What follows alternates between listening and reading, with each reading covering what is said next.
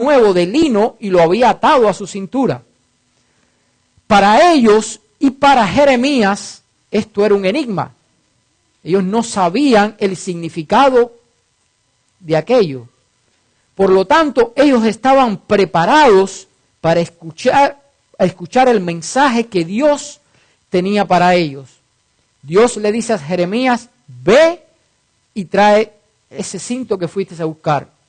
Cuando él llega allí, dice que cava y saca el cinto de donde lo había escondido, pero este cinto estaba totalmente podrido. Para nada servía, según leímos en esta porción bíblica. Este cinto tiene varios significados. Dice que Jeremías debía atar el cinto a su cintura. Esto tenía un simbolismo de la relación íntima o estrecha que Dios tenía con su pueblo. Dios, a través del pacto que tuvo con el pueblo de Israel, les dijo que si ellos obedecían sus leyes, sus preceptos y sus mandamientos, ellos serían un pueblo especial para Él, para Dios. Por lo tanto, ese cinto atado a la cintura representaba la estrecha relación que Dios tenía con el pueblo de Judá o de Israel. La segunda cosa o lección que podemos ver es que este cinto era de lino. El lino representaba las vestiduras del sacerdote. El lino representaba la parte esencial de la relación del pueblo de Israel con Dios. El lino era la vestidura que el sacerdote debía usar cuando entraba al lugar santísimo donde se derramaba la presencia de Dios. Por lo tanto, era un símbolo de una relación estrecha, íntima con Dios. Cuando Dios le dice a Jeremías que vaya al río Éufrates a esconder el cinto, él debía entender que esa orden de Dios de ir hasta el Éufrates era debido a que Judá estaba adorando dioses ajenos, los cuales no eran la voluntad de Dios. Judá, tanto Judá como Jerusalén, habían quebrantado el pacto que Dios les había dado y estaban haciendo su propia voluntad. Dice que debido, según leímos en el versículo 9, debido a la soberbia y a la terquedad de ellos, Dios, a través de este cinto, les estaba mandando a ellos una señal de lo que iba a suceder con ellos por su desobediencia, por su terquedad, por su soberbia. Esto mismo que sucedió con el pueblo de Judá y de Jerusalén, sucede y ha venido sucediendo no solo con el pueblo de Dios, sino ha venido sucediendo con el pueblo que dice ser obediente a los mandatos de Dios. Y muchas veces nuestra terquedad y nuestra soberbia hace que nos apartemos de los caminos que Dios ha trazado para nosotros. Nuestra soberbia y nuestra terquedad han hecho que nuestra vida, nuestra relación con Dios sea muchas veces un fracaso. Hace que nuestra relación con la familia, con nuestra familia, sea un fracaso. Hace que nuestra relación en la iglesia sea un fracaso. Hace que nuestra relación en nuestra vida social, en la sociedad en que vivimos, sea un fracaso. Simplemente por no obedecer el pacto que Dios hizo para con nosotros. Ese pacto que Dios le dio al pueblo de Israel en el pasado, Dios lo ha mantenido a través de la historia hasta nuestros días y lo tiene de la misma forma para nosotros. Si lo obedecemos, si guardamos sus preceptos, guardamos sus leyes y sus mandamientos, Dios hará grandes cosas para nosotros. Pero muchas veces nos olvidamos del pacto que Dios tiene para nosotros. Dios muestra a Jeremías el motivo del corazón del pueblo de Israel. El pueblo de Israel adoraba falsos dioses. Habían violado, quebrantado el pacto de Dios. Había castigos, había homicidios, orgullo y soberbia.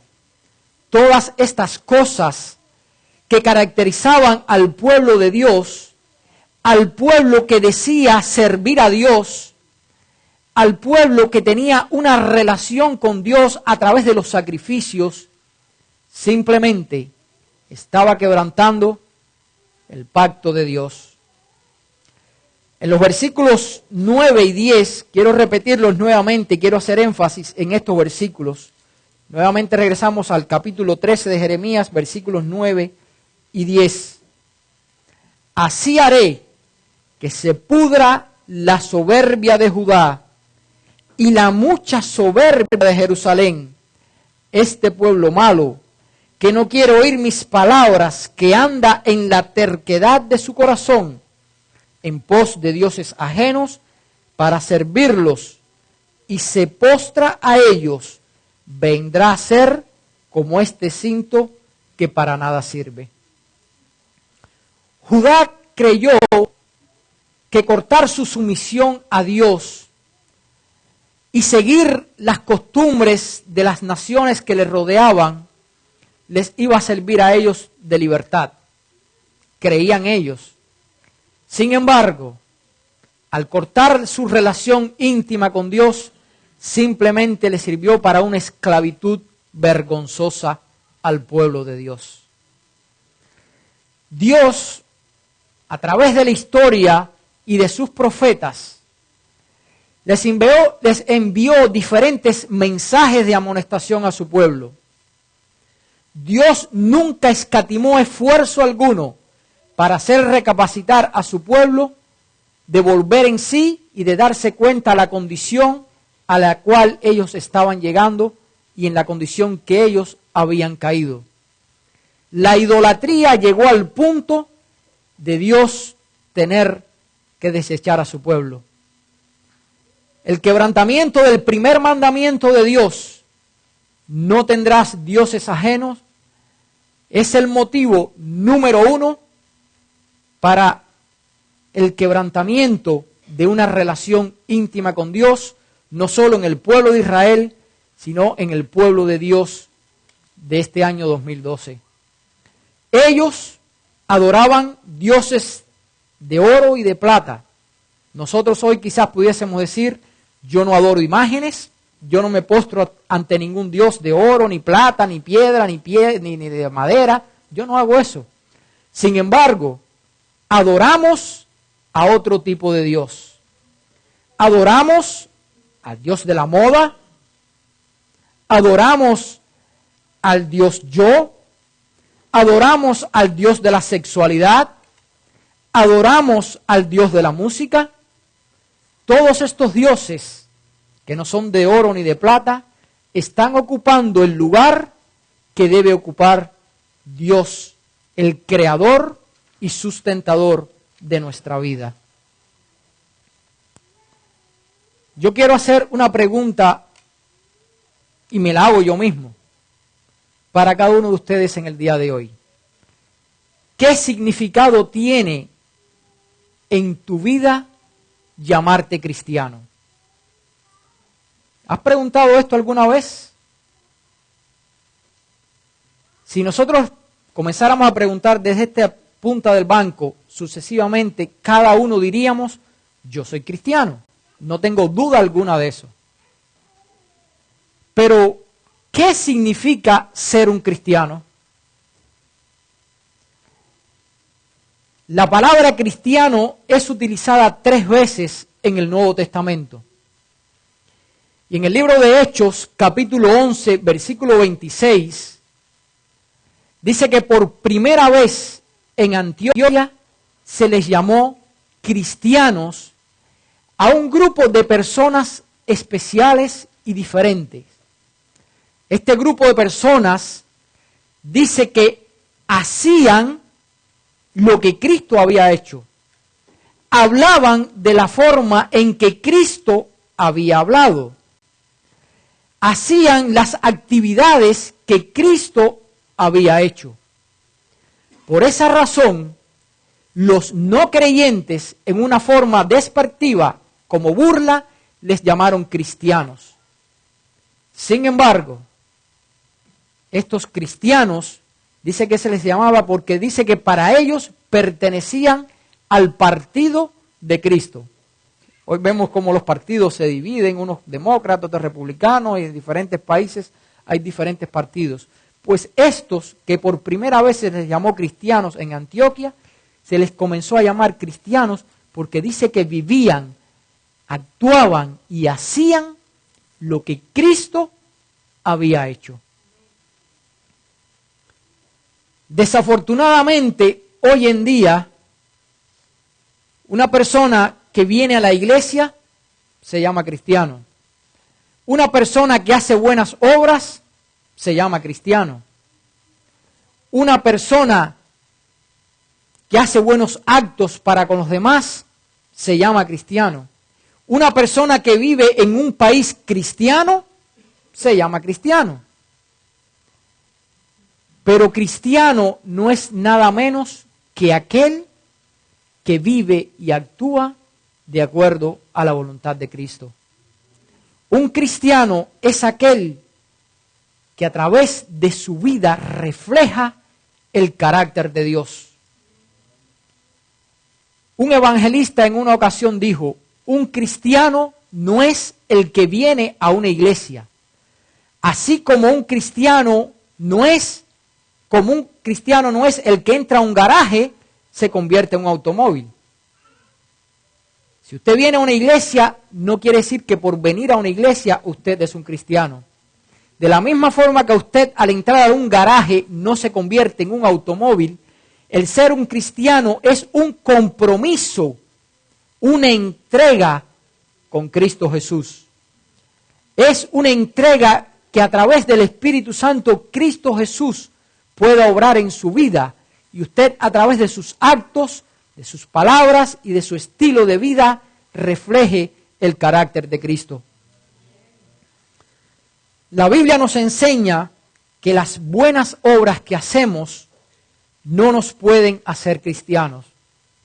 En el libro de Tito, capítulo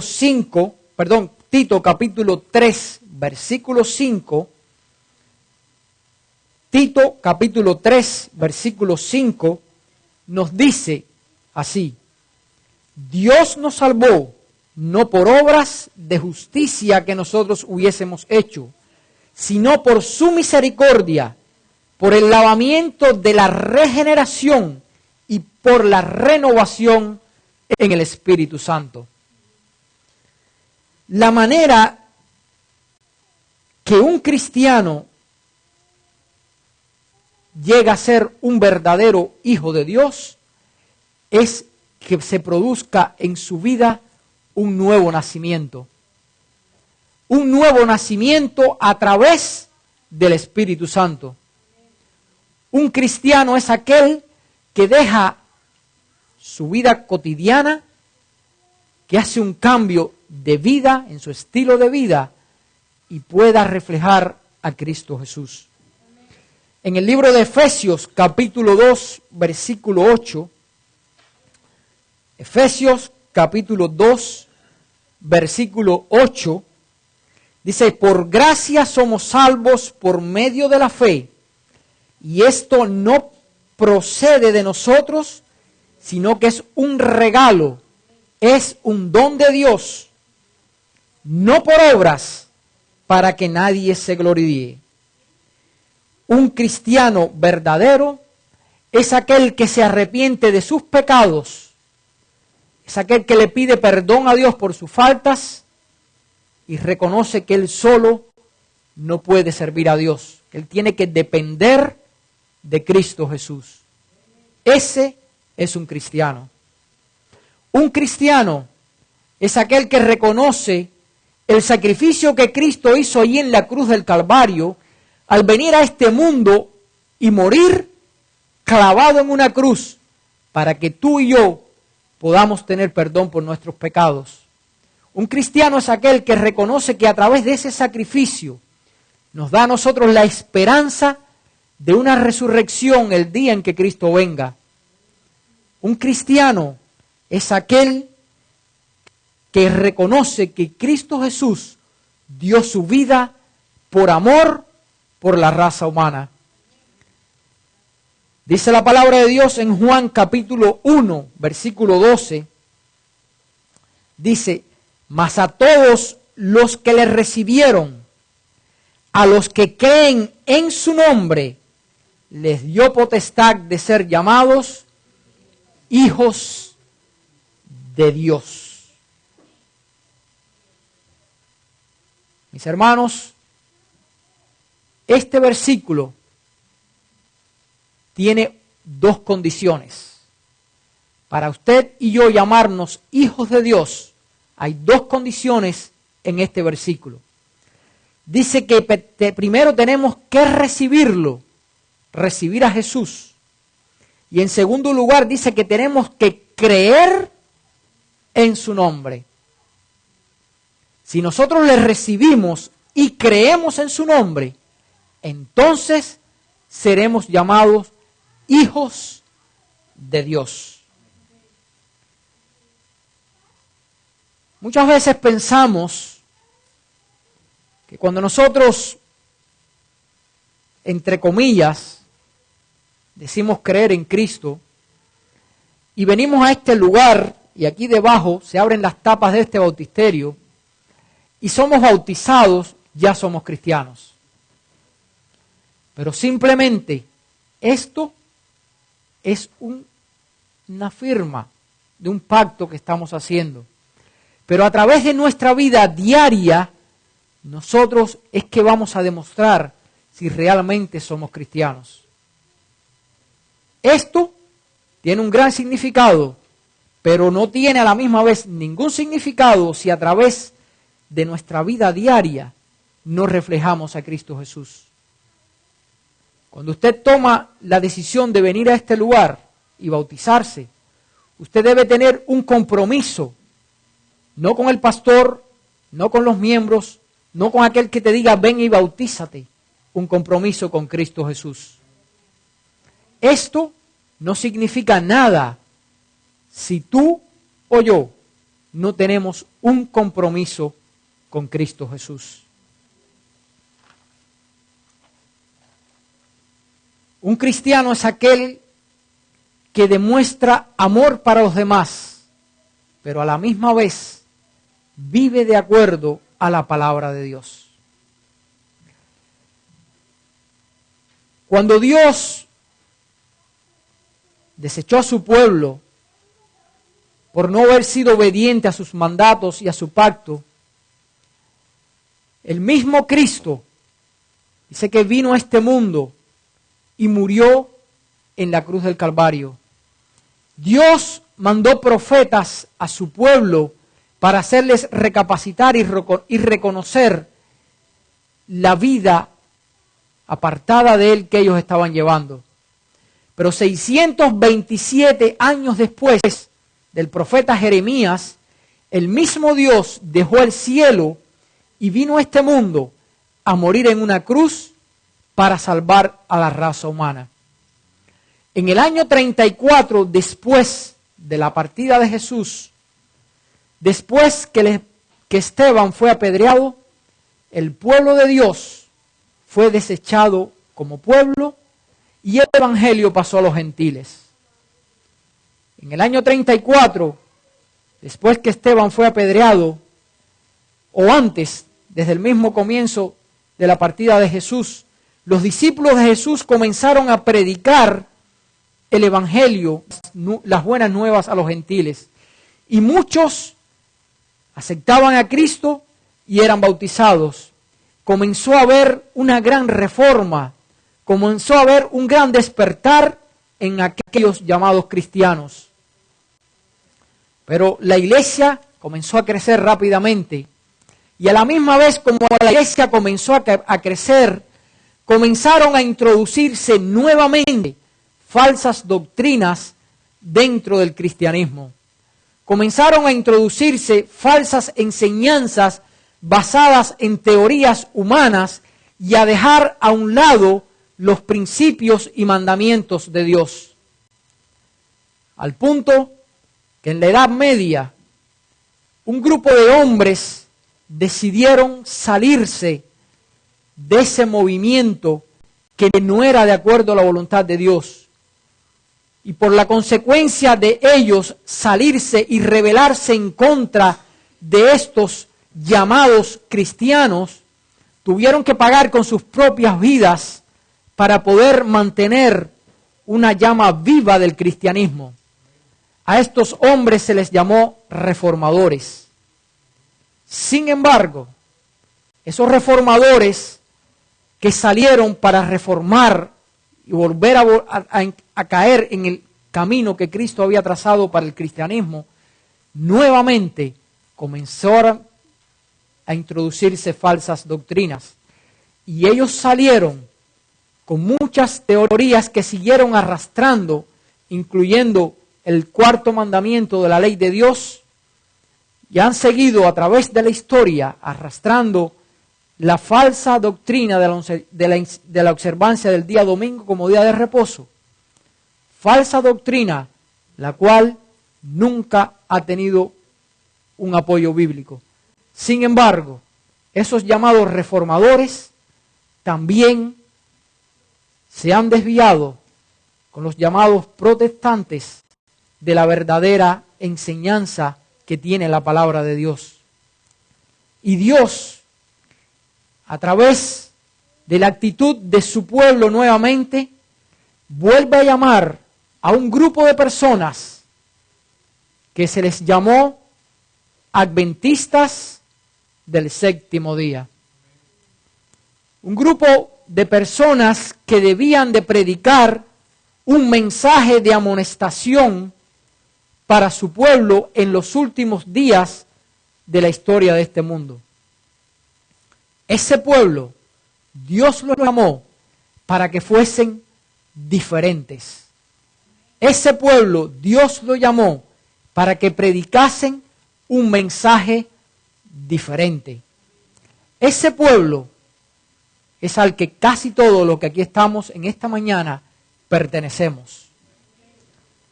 Pero yo te quiero hacer una pregunta a ti hoy.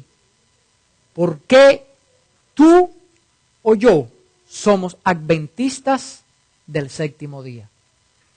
No cómo, sino por qué somos adventistas del séptimo día. Hay muchas respuestas para esta pregunta. Si yo comenzara a preguntar, ustedes cada uno me daría una respuesta diferente de por qué usted es adventista del séptimo día. Quizás me pudiera decir, yo soy adventista del séptimo día porque espero la segunda venida de Jesús. Yo soy adventista porque es la iglesia verdadera. Yo soy adventista porque en ella conocí al Salvador. Yo soy adventista porque guarda los mandamientos de Dios. Yo soy adventista porque es la iglesia que guarda el sábado, que es el día que habla la Biblia. Sin embargo, estas respuestas no son la verdadera respuesta de por qué somos adventistas del séptimo día. Estas respuestas pueden convertirse en una respuesta peligrosa. La verdadera respuesta de por qué yo soy un adventista del séptimo día es porque es una iglesia profética. ¿Y qué significa que la iglesia adventista es una iglesia profética? La iglesia adventista es una iglesia profética porque se encuentra profetizada en la Biblia. Es una iglesia con las razones de su existencia basadas en la palabra de Dios. Es una iglesia que tiene un cumplimiento en las profecías bíblicas. Es una iglesia creada por el dueño que es Dios. es una iglesia con un mensaje y una organización basados en la palabra de Dios. La partida de nacimiento de la iglesia adventista es en el año 1844. En el libro de Daniel, capítulo 8, versículo 14, leemos allí. Daniel, capítulo 8, versículo 14. Y él respondió: hasta 2300 días de tarde y mañana, entonces el santuario será purificado. La profecía de los 2300 días, sabemos que esta profecía, proféticamente días, son años. Esta profecía tuvo su cumplimiento en el año 1844. A partir del año 1844, con el llamado chasco, la iglesia adventista comenzó a predicar un evangelio diferente. Pero la iglesia adventista en el año 1844 no solo comenzó a predicar un evangelio, sino reconoció una profecía registrada en el libro de Daniel, capítulo 7, versículos 9 y 10. Daniel, capítulo 7, versículos 9 y 10 nos dice: mientras yo miraba, fueron puestos tronos, y un anciano de muchos días se sentó. Su vestido era blanco como la nieve, y el cabello de su cabeza como lana limpia. Su trono llama de fuego, y sus ruedas como fuego ardiente. Un río de fuego salía delante de él. Miles de millares le servían, y millones de millones asistían ante él. El tribunal se sentó en juicio y los libros fueron abiertos. La iglesia adventista entendió que en el año 1844, en el santuario celestial, Cristo comenzaba un juicio, un proceso de juicio investigador para su pueblo. La iglesia adventista no nació por casualidad, no por inspiración de un hombre. No es el resultado de la espiritualidad de nadie, ni tampoco la capacidad creativa del hombre. La iglesia adventista es la iglesia de Dios, es la expresión de su voluntad. Fue profetizada cientos de años antes, con un mensaje que se encuentra en el libro de Apocalipsis, capítulo 14, versículos del 6 al 12. No lo voy a leer ahora por honor al tiempo, pero pregúntelo y léalo en su casa. ¿Cuál es el mensaje que la iglesia adventista se le dio que predicase? Un mensaje de amonestación para que saliésemos de la corrupción, para que saliésemos de la confusión creada por el mundo cristiano. Un mensaje para que saliésemos y predicásemos la segunda venida de Cristo. Un mensaje diferente, un mensaje especial para un pueblo que se prepara para esperar a Cristo Jesús. Como ya dije antes, el movimiento adventista comenzó en el año 1844. En el año 1860 se le dio el nombre de Iglesia Adventista del Séptimo Día. En el 1861 se organizó la primera asociación de Michigan. En el 1863 se organizó la Asociación General. En el 1882 la Asociación General tomó el acuerdo de preparar instrucciones para los dirigentes de la iglesia. en el 1907 se publicó un libro de 184 páginas titulado La Iglesia, su organización, orden y disciplina. Finalmente, en el 1931, la Asociación General, debido al crecimiento de la Iglesia, acordó publicar el Manual de la Iglesia Adventista del Séptimo Día. Y en el 1932 se publicó por primera vez el Manual de la Iglesia Adventista. Ese es este libro. Este libro, yo pudiera decir que es la Constitución. Como el país de los Estados Unidos tiene una Constitución donde sus leyes se basan, este libro es la Constitución de la Iglesia Adventista. Este libro no fue escrito por un hombre que se le ocurrió escribirlo. Este libro fue basado o es basado en la palabra de Dios. Este libro es basado en las notas del Espíritu de profecía. En este libro está registrado cómo vive un adventista del séptimo día.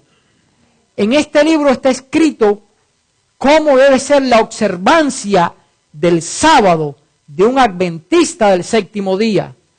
Aquí con notas muy claras especifica cómo un adventista debe guardar el día sábado, la del viernes a la puesta de sol, al sábado a la puesta de sol.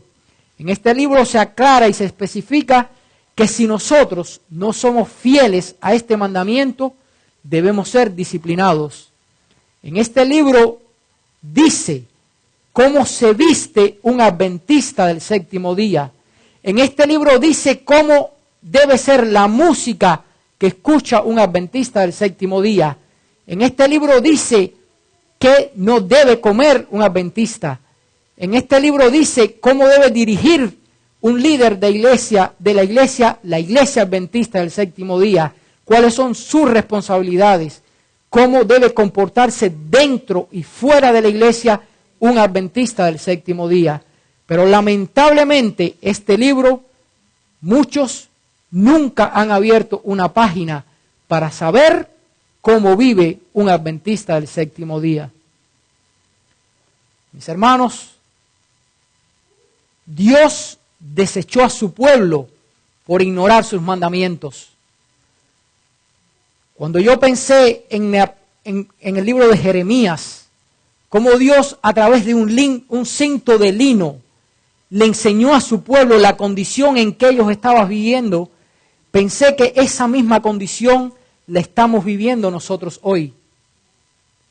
Lamentablemente, muchos pastores este libro lo han ignorado y han permitido que dentro de sus iglesias se esté tocando una música que no esté de acuerdo a la música que un líder de iglesia debe permitir dentro de su iglesia. Muchas iglesias con buena posición económica pagan ministros de la música para que traigan dentro de la iglesia cualquier tipo de música que no es la que la palabra de Dios aprueba.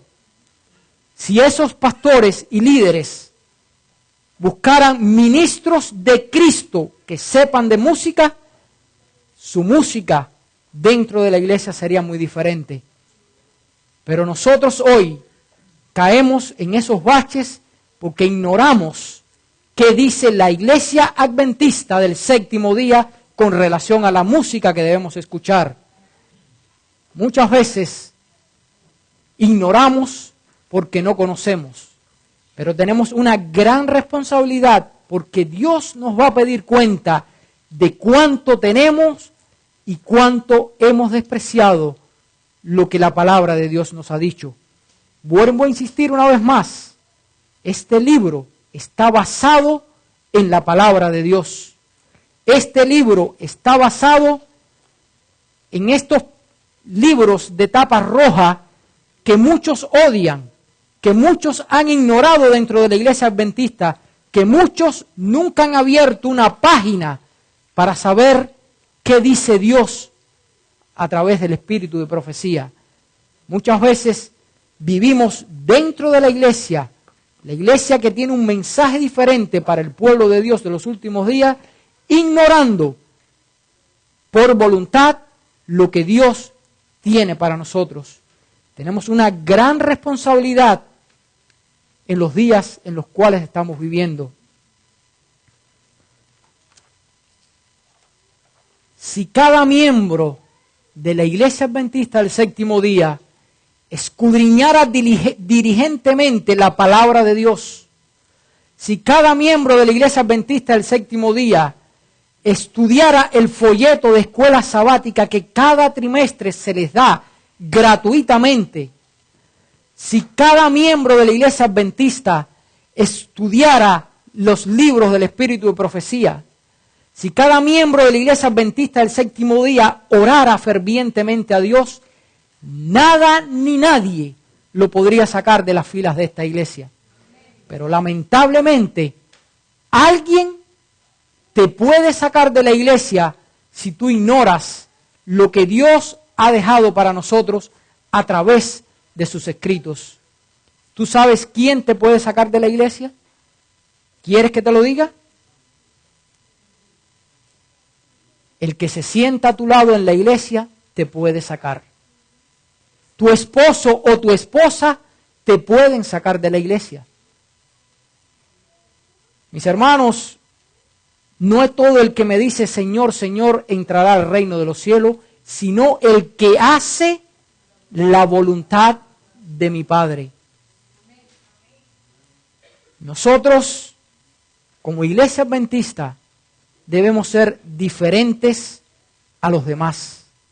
En nuestra manera de actuar, en nuestra manera de vivir, en nuestro comportamiento, en nuestras palabras, en nuestra vestimenta, en lo que comemos, en lo que tomamos, dónde vamos, dónde no debemos ir. Nosotros no estamos ignorantes, y si lo estamos, es porque queremos. Y vamos a tener que un día darle cuentas a Dios por nuestras actitudes. Yo quiero compartir con ustedes dos notas que creo que son de suma importancia para nosotros. Dos notas que si nosotros las leemos y las analizamos, nos ponemos a temblar. Estas notas dicen así: es una solemne declaración la que hago a la iglesia, de que ni uno de cada 20 de aquellos cuyo nombre está registrados en los libros de la iglesia se haya preparado para terminar su historia terrenal, y que estaría tan ciertamente sin Dios y sin esperanza en el mundo como el pecador común. Profesan servir a Dios, pero están sirviendo fervientemente a Mamón. Esta obra que se hace a medias es una negación constante de Cristo, más bien que una confesión a Jesús. Muchos han traído a la iglesia su propio espíritu insubordinado, carente de refinamiento. Su gusto espiritual está pervertido por sus propias corrupciones inmorales y degradantes, y simbolizan al mundo en espíritu, en corazón y en propósito, confirmándose a sí mismos en prácticas como pecadores, y pretenden ser cristianos. Los que pretenden ser cristianos y profesan a Cristo deben salir de entre ellos y no tocar cosa inmunda y separarse. Y añadió la hermana Elena de Jesuay cuando escribió esta nota, y dice: dejo mi pluma y elevo mi alma en oración para que el Señor sople su aliento vivificante sobre sus hijos desviados, que son huesos secos, para que vivan. En el fin está cerca, se insinúa sobre nosotros tan imperceptible y silenciosamente como las fustivas pisadas del ladrón en la noche, para sorprender a los que duermen, estando desprevenidos y sin preparación. Conceda el Señor que su Espíritu Santo descienda sobre los corazones dormidos hoy por la comodidad, para que no sigan durmiendo como los demás, sino que velen y sean sobrios. Estas no son palabras fáciles.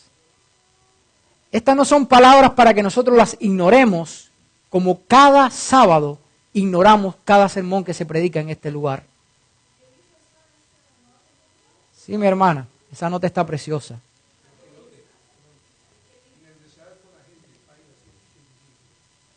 Esa nota, yo después le voy a dar la referencia, no la escribí aquí, pero esa nota la escribió la Elena de Jehuay a la conferencia general en un manuscrito que ella le dio, y después le voy a hacer llegar ese manuscrito, no sé si lo escribí acá, se me pasó, yo lo tenía apuntado, pero esa nota es una nota inspirada proféticamente por Dios.